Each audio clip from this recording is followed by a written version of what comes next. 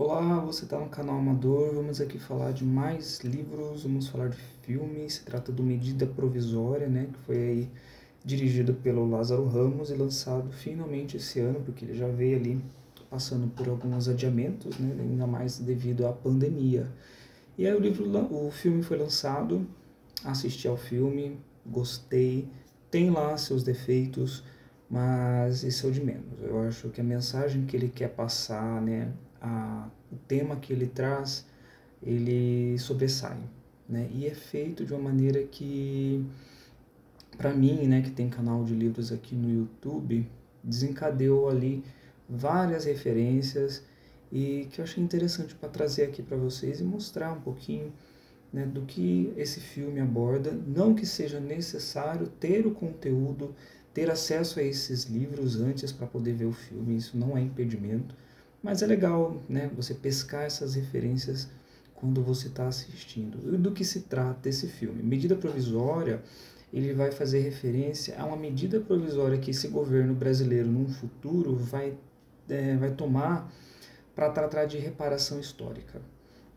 E o que eles fazem isso? Eles pegam, lançam a medida provisória em 1988, se eu não me engano, e isso já faz, a gente já pesca a referência ali ao ano da abolição da escravatura. E reparação histórica, se a gente for ver aqui a grosso modo, é tentar, como o próprio nome diz, reparar esse dano que o regime escravocrata causou no país, né? Causando o que? Racismo, preconceito, pobreza, o que a gente vê muito hoje. E essa medida vai ficar o quê? A principal ação dela é resgatar esses negros que foram trazidos da África para o Brasil, forçados, né, para trabalhar aqui, e pegar eles e devolver para a África, resgatar suas origens na África. Primeiramente era uma coisa consensual, você iria se você quisesse, você teria lá que fazer seu registro e tal, né? E depois o filme vai se agravando, se tratando um pouquinho, já pegando já um gancho ali na distopia, é interessante. E aí ele vai abordando algumas questões que eu acho que é legal de comentar, que faz referência a livro. Primeiramente, o filme ele é uma adaptação de uma peça de teatro do Alder Anunciação, chamada Namíbia Não, né? Eu não li essa peça ainda, se eu não me engano tem para encontrar lá na Amazon, tá? Mas futuramente eu quero tentar ver, para mim ter esse livro aqui na minha biblioteca também, para mim ler, tá? Outro livro que eu trago aqui como conhecimento, né, para somar para assistir ao filme ou depois de assistir ao filme, é o próprio livro do Lázaro Ramos, né, Na Minha Pele. Ele vai falar sobre questões sobre a sua própria vida, a sua própria carreira e como esse traço racial, né, está envolvido na sua vida. Tanto que eu marquei uma parte ali que eu marquei, onde ele comenta, né, um discurso da Luciene Nascimento, que sobre essa questão do retirar a negritude do armário, né? Eu acho isso interessante. Ela retirar a negritude do armário ainda é visto com esbulho, e a gente ajunta o adversário porque vive com orgulho. O bagulho é louco, e é necessário ser mais louco que o bagulho. Vem chegando o dia 20, o dia da consciência, em que o radical é o militante cansado de ter paciência. Mas a gente tenta, porque na prática o método aperfeiçoa. A gente vem falar, rimando, para ver se não magoa. Mas se vocês ainda estão escutando, é porque a gente não fala à toa. E aí ele vai falar um pouquinho sobre a carreira dele, como ele começou, né? E trazer um pouquinho dessas identificações raciais e percebendo como o tratamento racial dentro dessa parte da arte, ele tem ali suas padronizações, né? E aqui ele vai citando alguns autores, né? Principalmente nesse capítulo aqui chamado Imaginário, onde ele fala sobre as questões das personagens negras. O personagem principal do filme, por exemplo, é o Augusto Gama, né? Ele é interpretado lá pelo Alfred Enoch. Para quem já pescou a referência, ele é um advogado e tem sobrenome Gama. Ele faz referência a quem? Luiz Gama, né? Já tem vídeo aqui desse livrinho aqui do Luiz Carlos Santos, onde ele vai falar um pouquinho aqui sobre a vida desse homem que foi um dos grandes nomes do movimento abolicionista aqui no país. E o primo, né, interpretado pelo Seu Jorge, é o chamado André. E tem também o André Rebouças, que é um dos nomes do abolicionismo, do movimento abolicionista aqui no país, e que isso já faz também referência ao livro aqui do Joaquim Nabuco, né, o abolicionismo. Também tem vídeo aqui no canal, né, depois você dá assiste lá, onde eu comento um pouquinho sobre o que aborda esse livro aqui, como foi que o Joaquim Nabuco abordou dos motivos, consequências, até chegar em si na abolição da escravatura. E aí a personagem da Thaís Araújo é a Capitu, né, que faz referência a quem? Machado de Assis. Machado de Assis foi um dos grandes nomes também que fizeram parte desse movimento abolicionista, né? Dele, que já tem vídeo aqui no canal, eu recomendo muito ler o conto Pai contra Mãe, Mãe contra Pai, eu sempre troco os nomes, que é um conto ali triste, mas também revela as mazelas de como essa sociedade escravocrata foi estruturada no país, né? Aí já abordando um pouquinho de livros mais teóricos, também eu posso colocar aqui Lugar de Fala, da Djamila, né? Ela tem referência ali no livro, nas suas imagens que aparecem ali, tem muita gente importante do movimento que tem ali suas representações, né? O Lugar de Fala, tem uma fala ali da Thaís Araújo que olha de cortar o coração. Racismo Estrutural, do Silvio Almeida. Esse livro aqui é muito bom, mostra como o racismo em si está dentro das relações políticas sociais do país, né? Onde o racismo não é só aquilo que a gente vê lá no topo do iceberg, né? E também está dentro do quê? Das instituições como um todo.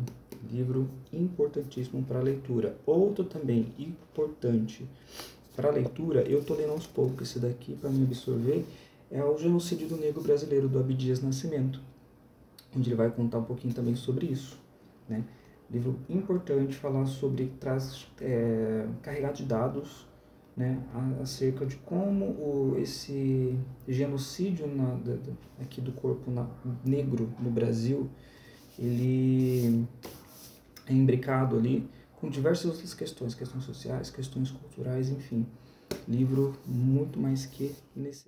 Aqui eu vou falar de mais 3 livros. O primeiro é o Casa Grande Senzala, do Gilberto Freire. Eu li esse livro, mas eu li ele digital, porque eu estava acompanhando a leitura compartilhada do canal da Carmen. Eu vou tentar deixar o vídeo lá embaixo da playlist dela, onde a gente foi lendo capítulo por capítulo. Se eu não me engano foi em 2016, eu não me recordo.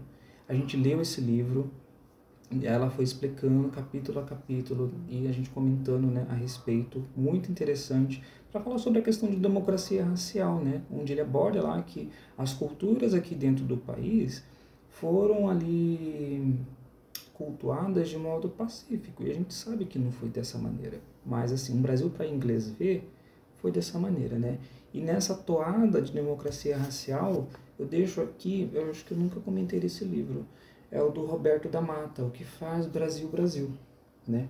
Tem um capítulo dele aqui que ele também fala sobre questões da democracia racial, que é no capítulo 3, a ilusão das relações raciais. Ele vai falar um pouquinho sobre isso. Muito interessante, eu recomendo não só a leitura desse capítulo, mas como do livro todo, do Roberto da Mata. Eu vou depois, se eu leio esse livro, e faço um vídeo do livro inteiro aqui no país, que esse livro também é bem interessante. Ele vai abordar questões não só raciais, mas culturais, políticas, de modo a entender esse Brasil que a gente vive. Vou deixar também como referência outro livro também igualmente muito bom, né? Eu sei que já tem o volume 2, eu não li ainda, e vai sair o volume 3, que é o do Laurentino Gomes, né? O Escravidão. Aqui só tem o volume 1.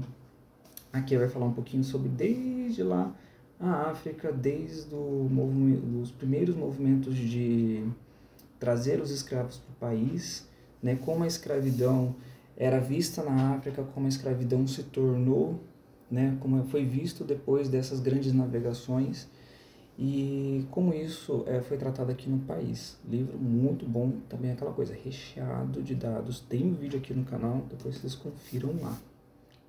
Pulando para a parte da literatura ficcional mesmo, a gente já vê aqui uma referência direta a quem? Conceição Evaristo, Olhos d'Água.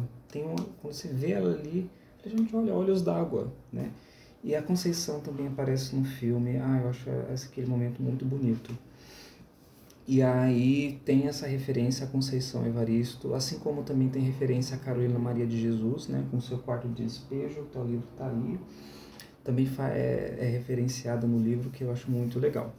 Outro livro, que eu não cheguei a fazer vídeo desses dois livros, mas eu já li, né, anos atrás, que vai falar um pouquinho sobre esse momento, né, da diáspora, de trazer os escravos para o país, e sobre a abolição. O primeiro deles é Um Defeito de Cor, da Ana Maria Gonçalves. É um livro calhamaço, um senhor calhamaço, mas assim, vale a pena ler tudo isso. Gente, eu acho que são poucos os calhamaços no Brasil que são feitos, né? A gente vê livros ali de 200, 300 páginas apenas. Saudade de ter calhamaços assim e com essa temática, principalmente.